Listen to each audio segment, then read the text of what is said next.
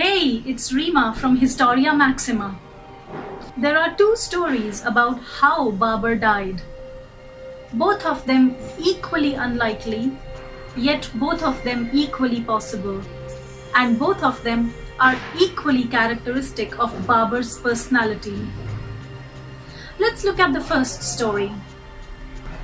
In 1526, Babur defeated Ibrahim Lodi of the Lodi dynasty in the Battle of Panipat. And as the winner of the battle, Babur won everything that belonged to Ibrahim Lodi. Being the honorable gentleman that Babur was, he decided not to kill Ibrahim Lodi's family. Babur took Ibrahim Lodi's mother, Dilawar Begum, into his own harem so that she could live a dignified life of retirement.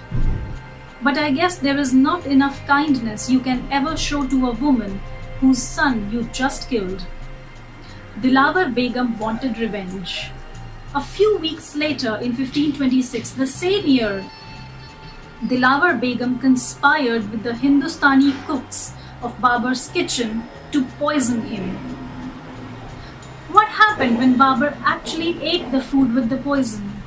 He coughed out blood, and immediately realizing that he had been poisoned, Babur vomited out the food he had eaten and drank opium milk as an antidote to the poison. He kept on drinking this opium milk for the next few days, even though his abdomen felt quite sick. He recovered slowly. 4 years later, in 1526, Babur fell sick suddenly. The sickness aggravated over a few weeks, and he died. The sickness was in his abdomen. People say it had something to do with the poison Dilawar Begum gave him.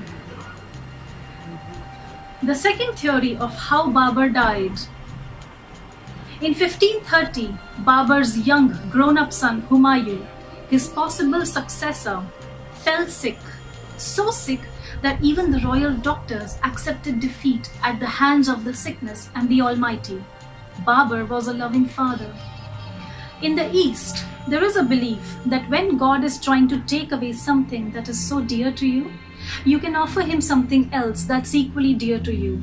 Instead, in the place of this thing, the first thing. The life of Babur's son Humayun was very dear to Babur. What was the other thing he could offer to the Almighty in exchange for the life of his son? His own life.